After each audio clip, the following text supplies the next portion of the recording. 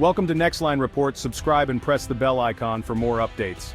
Gaza stands on the brink as U.S. Envoy Steve Witkoff arrives in Tel Aviv. The region is tense, the quiet in Gaza more exhaustion than peace.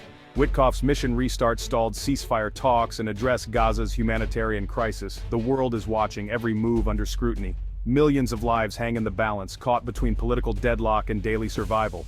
Food and water are scarce, hospitals overwhelmed. Previous peace efforts have failed, but the U.S. is pushing for a breakthrough. Witkoff, known for tough negotiations, faces his hardest challenge yet. He carries Washington's influence, but that may not be enough to bridge the divide. This isn't just about talks in meeting rooms. Witkoff will visit Gaza's aid distribution sites, now flashpoints of violence and desperation.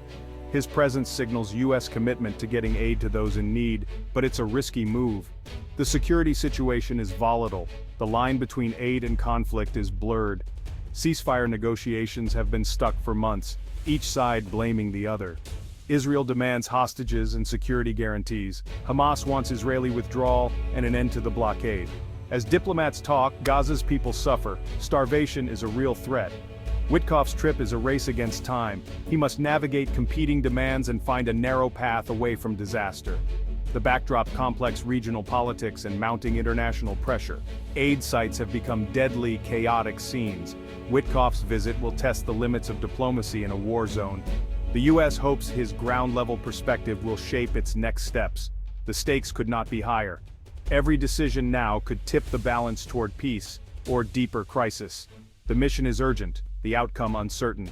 All eyes are on Gaza. A major obstacle complicates diplomacy: U.S. travel bans on Palestinian Authority officials. These leaders are barred from entering the U.S., a response to the PA's actions at the International Criminal Court. Washington argues the ban pressures the PA to abandon legal action against Israel and return to negotiations. Palestinian leaders see it as punitive, proof of U.S. bias. The ban prevents direct engagement with American policymakers, forcing talks through intermediaries. This deepens mistrust and makes building understanding even harder. The U.S. claims peace must come from direct talks, not international courts. For Palestinians, the ban is a symbol of marginalization and eroding faith in diplomacy. Critics say it undermines the U.S. role as a neutral mediator. The result: frustration, resentment, and a vacuum for more extreme voices. The travel ban is more than a hurdle. It's a wedge in the peace process. It leaves both sides further apart. The diplomatic landscape grows even more complicated. Ceasefire talks between Israel and Hamas have collapsed. Mediators from Egypt and Qatar have tried, but the gaps remain vast. Each proposal is met with rejection or impossible demands. The region is on edge, the threat of escalation constant. The U.S., with Witkoff at the helm, is stepping in to break the deadlock. He brings the White House's full diplomatic weight, hoping to pressure both sides. Hamas wants a permanent ceasefire, Israeli withdrawal, and prisoner releases. Israel demands the return of hostages and dismantling of Hamas's military. These demands are fundamentally opposed. Witkoff's strategy: combine incentives and pressure, convincing both sides the status quo is unsustainable. For Israel, stability in Gaza; for Hamas, reconstruction aid and easing the blockade. The challenge: craft a deal both sides can claim as a win. It's a delicate balancing act. One misstep could collapse the process. The stakes: peace or renewed conflict. The world waits for a breakthrough. Witkoff's first stop, Jerusalem, for talks with Prime Minister Netanyahu and his war cabinet. These meetings are crucial to understanding Israel's red lines and humanitarian concerns. He also meets Israeli defense and intelligence officials for security briefings. The goal aligns strategies before engaging further. Armed with the latest intelligence, Witkoff prepares for his Gaza visit. He plans to inspect aid distribution sites, a rare move for a U.S. diplomat. The visit is meant to show American commitment and see the crisis firsthand. He'll visit sites run by the U.S.-backed Gaza Humanitarian Foundation. The trip is risky, requiring tight coordination with U.S. security, Israeli military, and aid groups. Routes must be secured, timing precise. Witkoff will speak with aid workers and local leaders, gathering ground-level insights. His observations will directly inform Washington's next steps. The visit is brief but intense, a test of diplomacy in a war zone. The White House wants real, first-hand accounts to guide policy. Witkoff's presence sends a message: the U.S. is watching and action is expected. The outcome of these meetings will shape the future of U.S. involvement. Every moment in Gaza is high stakes. The world is watching closely. U.S. aid to Gaza is under intense scrutiny. President Trump has questioned whether American assistance is reaching civilians or fueling conflict. He's threatened to halt funding without strict safeguards. This puts pressure on aid agencies and is central to Witkoff's mission. His visit is partly an audit. He must assess if aid is being diverted. The White House wants proof that aid isn't reaching Hamas. The debate, who controls aid distribution? The UN, long the main player, is now sidelined by US-backed groups like the Gaza Humanitarian Foundation. Critics say this politicizes aid and undermines established systems. Trump's tough stance resonates with his base and aligns with Israeli concerns. Strict accountability is now US policy, changing the game for all aid organizations. Funding is conditional on meeting new American requirements. Witkoff's findings will determine the future of US aid to Gaza. The entire aid architecture could be reshaped, the stakes humanitarian relief or further crisis.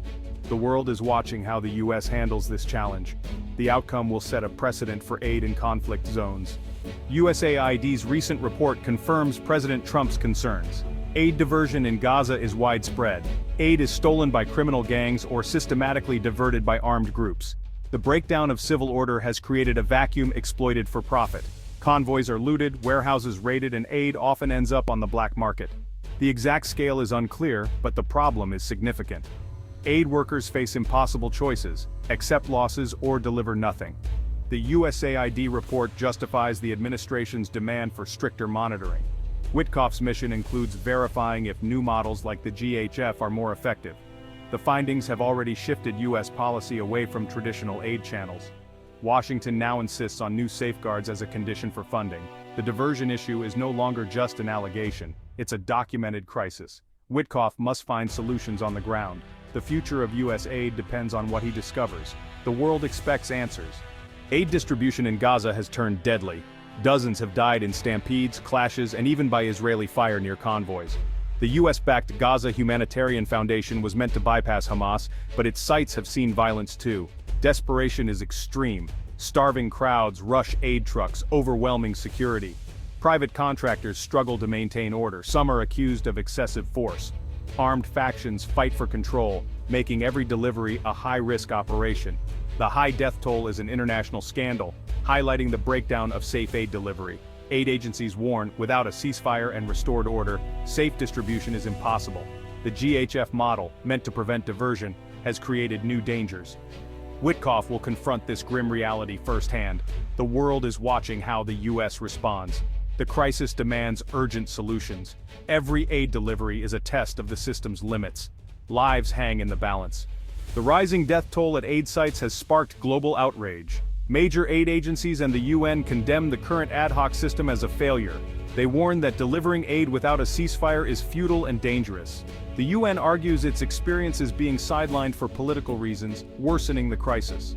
Human rights groups accuse Israeli forces of failing to protect civilians during distributions. Calls for independent investigations and better protection are growing. Witkoff faces intense scrutiny from international partners. The US-backed aid model is under fire. The world demands a fundamental change to prevent more suffering. As Witkoff shuttles between parties, a phased ceasefire deal is taking shape.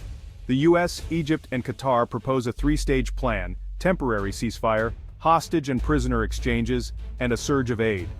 The second phase aims for all hostages release and reconstruction talks.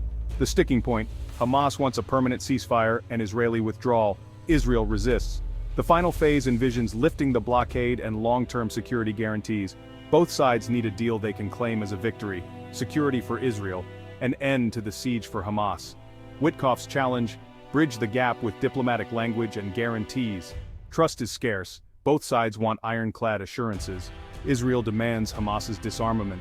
Hamas wants protection from renewed attacks. The ultimate challenge: satisfy competing security needs. The world is watching for a breakthrough. Success or failure rests on trust and compromise. The stakes: peace or continued conflict.